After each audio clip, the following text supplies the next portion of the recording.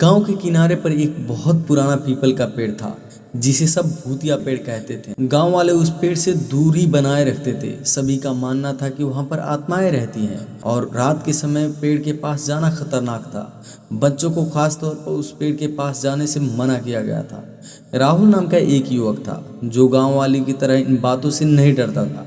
वह हमेशा सोचता था कि ये कहानी सिर्फ डर फैलाने के लिए बनाई गई है, लेकिन उसके दिल में एक सवाल था, अगर ये सिर्फ कहानियां हैं तो क्यों लोग उस पेड़ से दूर रहते हैं। एक दिन गांव में एक समस्या खड़ी हो गई।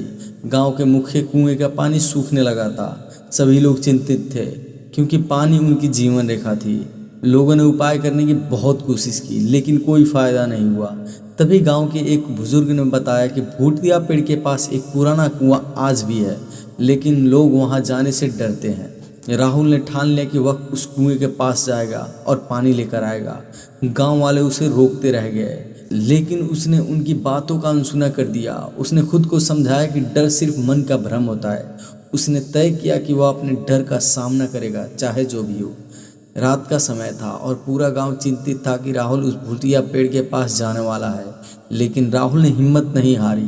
वह अपने हाथों में एक लैंप लेकर पेड़ की ओर बढ़ने लगा। रास्ता अंधेरे से भरा हुआ था, ठंडी हवाएं चल रही थी और पेड़ के पत्ते अजीब आवाज़ें कर रहे थे, लेकिन राहुल का दिल मजबूत था। जब वह पेड़ के पास पहुंचा तो उसने वहां कुछ अजीब अनुभव किया। पेड़ के नीचे एक पत्थर पर कुछ लिखा हुआ था। उसने ध्यान से पढ़ा। उस पर लिखा था, जो भी इस पेड़ से डर कर पीछे हटता है वह अपने डर से हार मान लेता है, लेकिन जो हिम्मत दिखाएगा उसको ही सफलता मिलेगी। राहुल को यह पढ़कर महसूस हुआ कि यह जगह भूतिया नहीं बल्कि एक परीक्षा की जगह थी। जो लोग डरते थे वे वहां नहीं आते थे और इस कारण से इसे भूतिया मान लिया गया था। राहुल हिम्मत दिखाई और उस कुएं से पानी निकाला। अगले दिन सुबह जब गांव वालों ने देखा कि राहुल उस कुएं से पानी लेकर वापस आ रहा है तो सभी हैरान रह गए।